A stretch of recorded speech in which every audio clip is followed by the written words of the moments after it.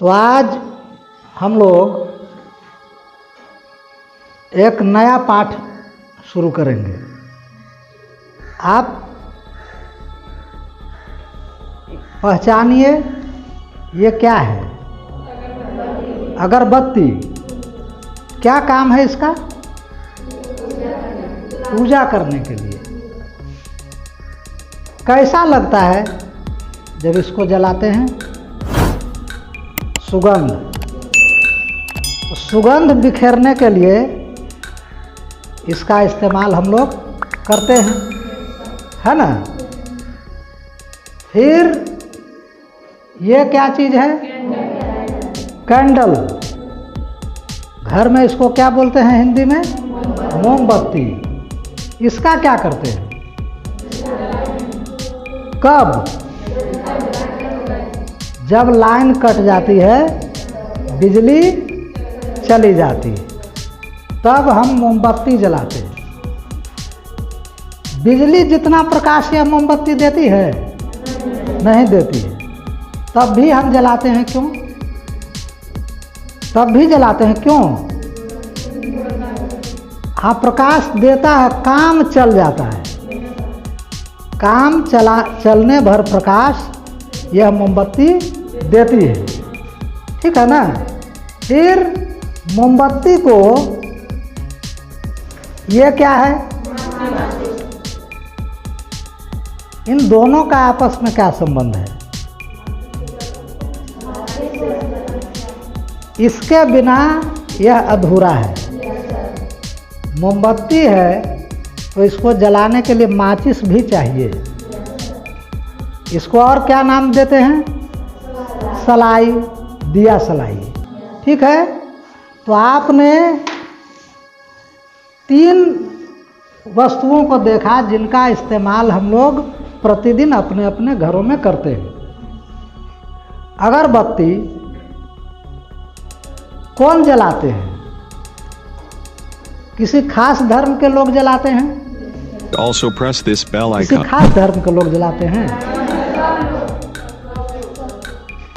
आप हिंदू भी जलाते हैं और मुसलमान भी जलाते हैं। सिख, ईसाई, पारसी जो भी हैं, क्यों जलाते हैं? आपने कहा कि खुशबू मिलती है, सुगंध मिलती है, तो सुगंध के लिए भी इसका प्रयोग हम लोग करते हैं। तो ये तीनों वस्तुएं कहाँ बनती हैं? कौन बनाते हैं? ये कौन बनाते हैं? मनुष्य बनाते हैं, मजदूर बनाते हैं। इतनी अच्छी चीज़ें हमारे पास हैं। एक से वातावरण सुगंधित होता है, एक से उजाला मिलता है। कभी आपने यह सोचा है कि इनको बनाने वालों के घर में ठीक से उजाला है कि नहीं? उनकी ज़िंदगी में खुशबू है कि नहीं? उनकी ज़िंदगी में आनंद है कि नहीं? जो मजदूर बनाते हैं तो हमारे घर को तो सुगंधित कर देते हैं अपनी मेहनत से। तो ये क्या है? ये कैसा बहादुर हैं, कर्मवीर हैं, दुनिया का भला करते हैं। एक दूसरों के घर को उजाला देने के लिए है। ये सारे मजदूर किस हालत में हैं,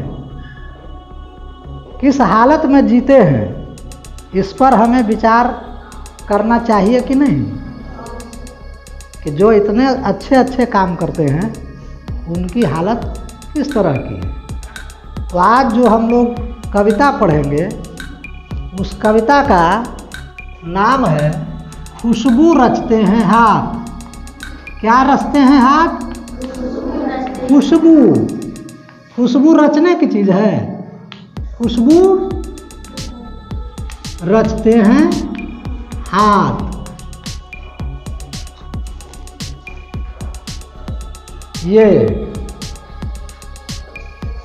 ये रचते हैं हाथ। किनके हाथ? मजदूरों के हाथ। खुशबू रचते हैं मतलब खुशबू पैदा करने वाली वस्तुओं का निर्माण करते हैं। कवि हैं डॉक्टर अरुण कमल,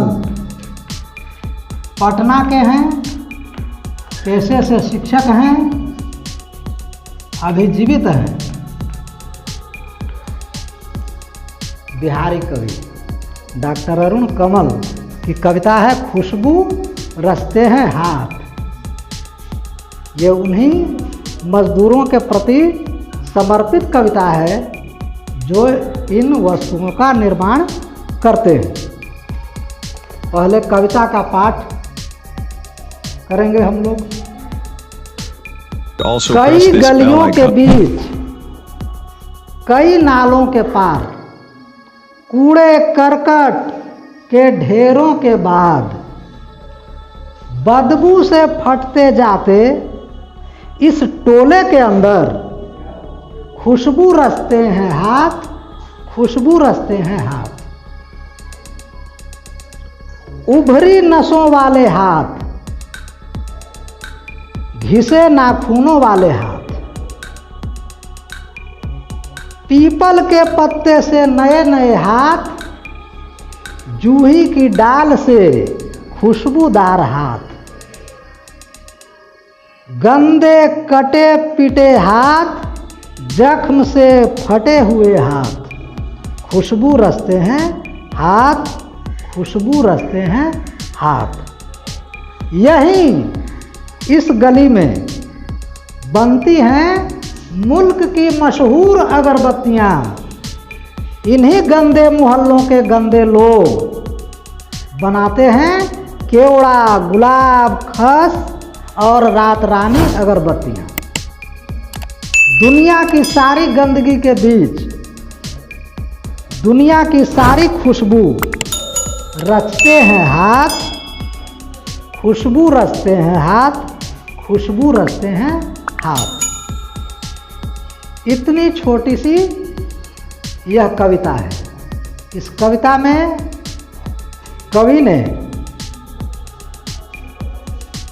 छोटे छोटे निर्माण कार्यों में लगे हुए मजदूरों के बारे में कहा है और एक विषय इन्होंने लिया है खुशबू रचने का विषय। तो कविता पढ़ते समय आपके ध्यान में यह आया होगा कि इसमें कौन सी चीज़ें बनाने की बात कही गई है? अगरबत्ती।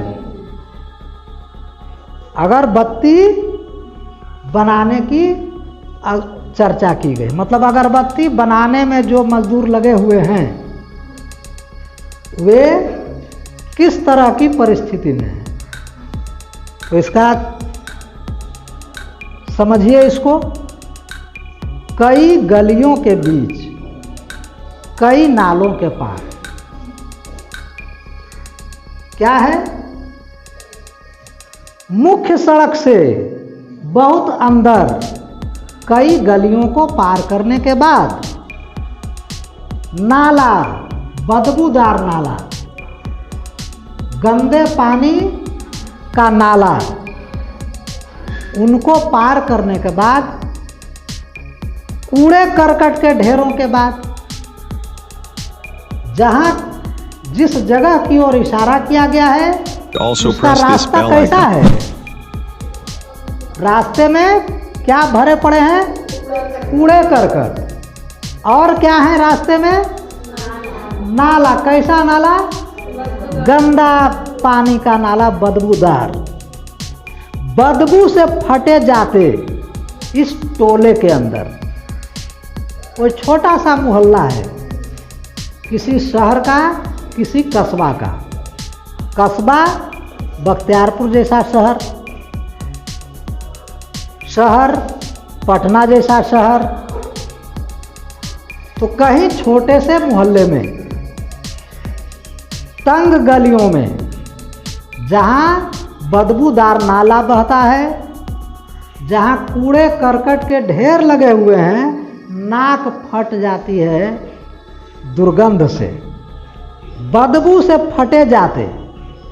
बदबू से क्या फटती है? तो नाक फट जाती है। यह मुहावरा है। मतलब बर्दाश्त नहीं होना, तुरंत हम लोग क्या करते हैं, जेब से इस तरह से ढक लेते। वहाँ इतने गंदे माहौल में खुशबू रचते हैं हाथ, खुशबू रचते हैं। 2 बार एक कथन को कवि ने कहा है, खुशबू रचते हैं। बल दे करके कवि कह रहा है, इन्हीं गंदी बस्तियों में, गंदे मोहल्लों में मजदूर खुशबू बिखेरने वाली अगरबत्तियों के निर्माण में लगे हुए हैं। मतलब दुनिया में खुशबू बिखेरने का संकल्प लेने वाले खुद बदबू के बीच जीने को मजबूर हैं, खुद गंदगी के बीच जीवन गुजारने को मजबूर हैं। कैसे कैसे मजदूर हैं? मजदूर कैसे हैं? उभरी नसों वाले हाथ। यहाँ हाथ का मतलब है मजदूर, आदमी, है ना। ये हाथ का मतलब, यहाँ हाथ का मतलब है मजदूर या मजदूर के हाथ।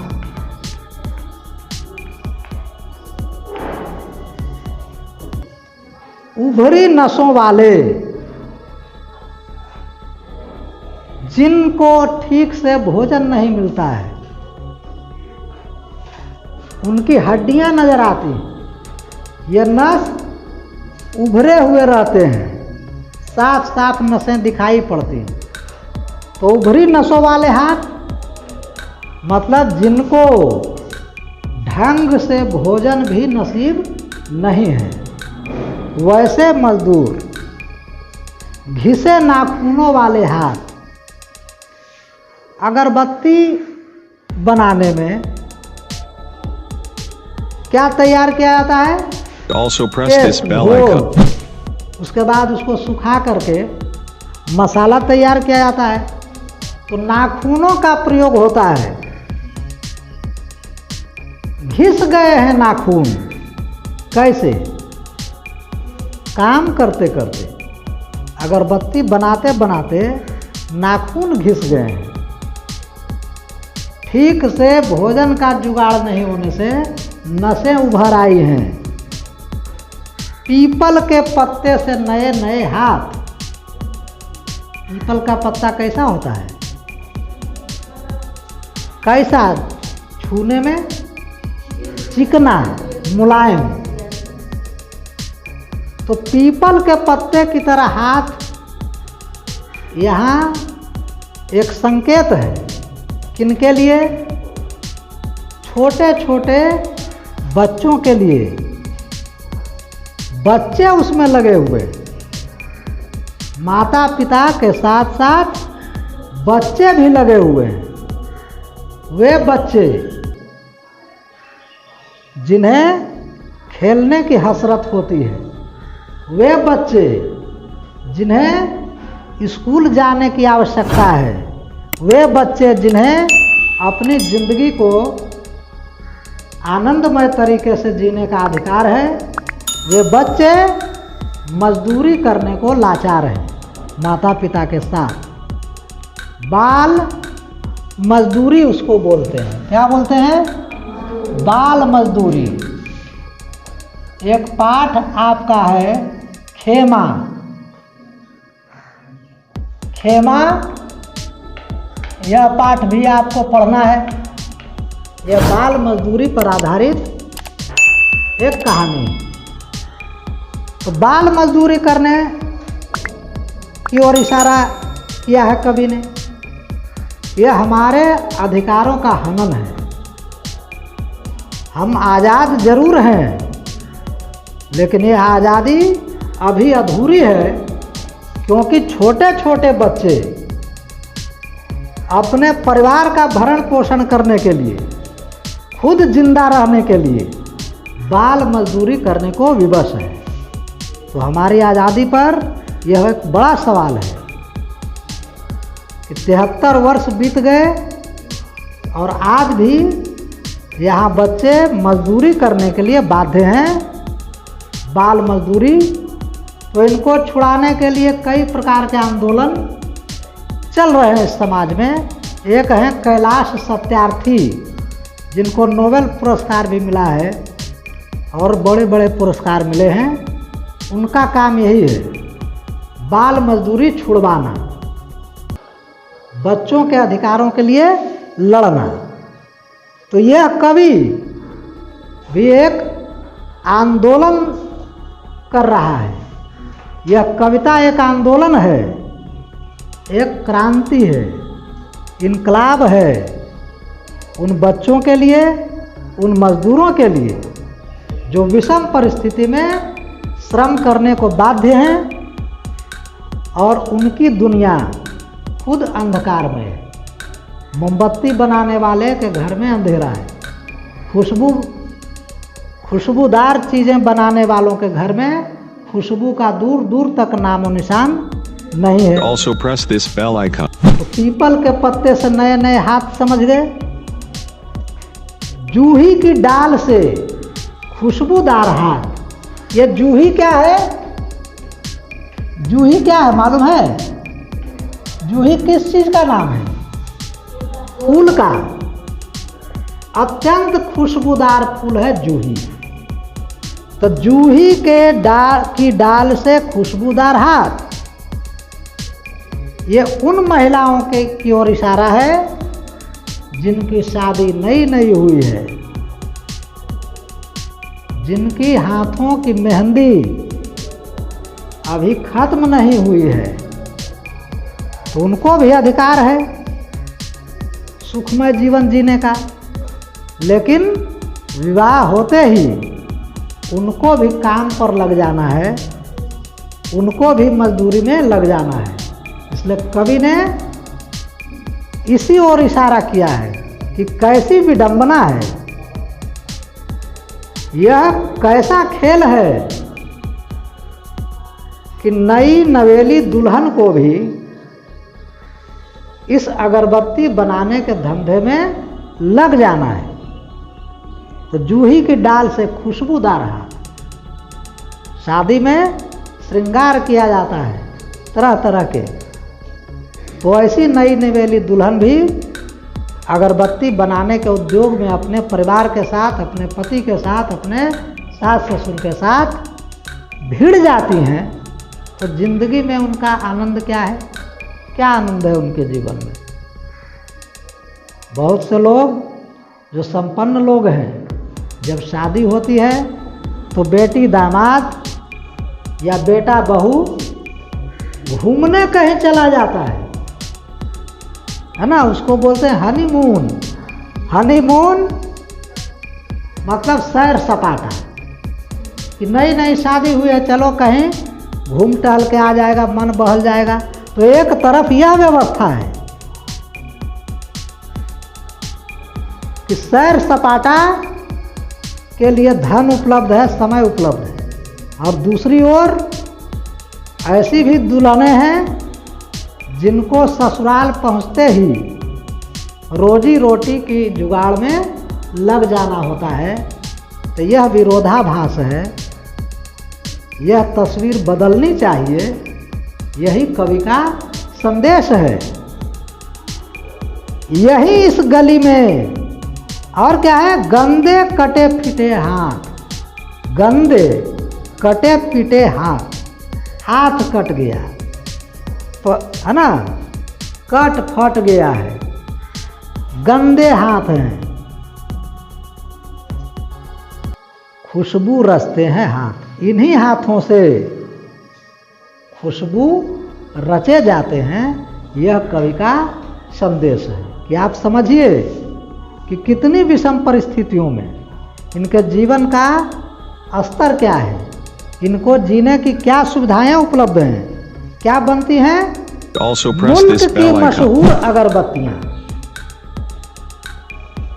पटना में एक जगह है दरियापुर, मोहल्ला है, बहुत बड़ा स्कूल है पटना कॉलेजिएट स्कूल, उसके ठीक सामने ऐसी ही गलियां हैं। और मैं पहले बता चुका हूं कि लेखक पटना के निवासी हैं, पटना में शिक्षक हैं। तो जैसे मैंने देखा है उन गलियों को, वैसे ही लेखक ने कभी देखा होगा और उन्होंने यह कविता लिख डाली। ठीक ऐसी ही गलियां हैं जैसी इस कविता में। तो प्रत्यक्ष हो जाता है उस गली में घुसने के बाद, सैकड़ों लोग, सैकड़ों परिवार, एक एक घर में कैसी कैसी अगरबत्तियां बनती हैं, केवड़ा की सुगंध वाली। एक फूल है, फल है, फल की खुशबू, फलों की खुशबू है। जैसे कहते हैं कि लेमन टेस्ट चाहिए, है ना, आप लोग कुछ कुछ खाते हैं तो लेमन फ्लेवर चाहिए, ऑरेंज फ्लेवर चाहिए।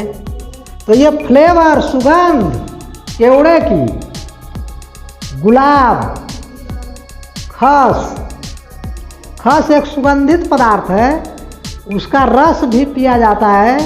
और एसी, फ्रिज इत्यादि में, एसी में, कूलर में पहले जो ठंडी हवा भी आती है तो पहले लोग खस का पर्दा लटका देते थे।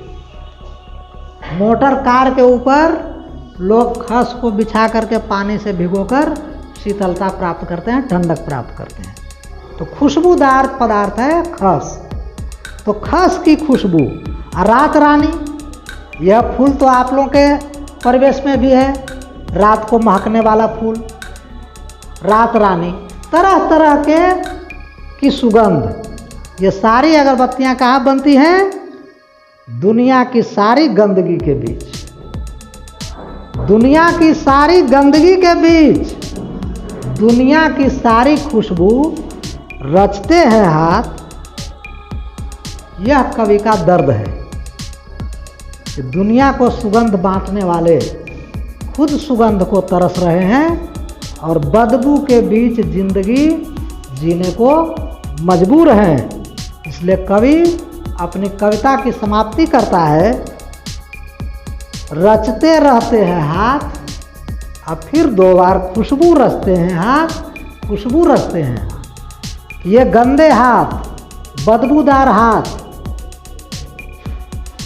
हरदम खुशबू रचने में ही लगे हुए हैं, दुनिया को सुगंधित करने में लगे हुए हैं, दुनिया को आनंदमय बनाने में लगे हुए हैं। तो इन मजदूरों के प्रति भी हमारी संवेदना होनी चाहिए, हमारी कोशिश होनी चाहिए कि इनकी भी तकदीर बदले, इनकी जीवन दशा भी बदले। इनकी जीवन दशा को बदलने के लिए सरकार को, समाज को मिलजुल करके प्रयत्न करने की आवश्यकता है। कई योजनाएं सरकार की हैं जिनमें मजदूरों को कुछ सहायता दी जाती है, कुछ प्रोत्साहन दिए जाते हैं जिंदगी को उन्नत बनाने के लिए, लेकिन ये काफ़ी नहीं है। आवश्यकता इस बात की है कि इस प्रकार के धंधे से बच्चों को मुक्त किया जाए, इस प्रकार के धंधे में लगे हुए लोगों के जीवन को खुशहाल बनाया जाए, उन्हें भी आर्थिक आज़ादी मिले, उन्हें भी सामाजिक सम्मान मिले, तब जाकर हमारी आज़ादी सही मायने में सार्थक समझी जाएगी। यही संदेश है इस कविता का। कविता समाप्त हुई। आज का पाठ इतना ही, फिर कल दूसरे पाठ के साथ हम लोग मिलेंगे। धन्यवाद।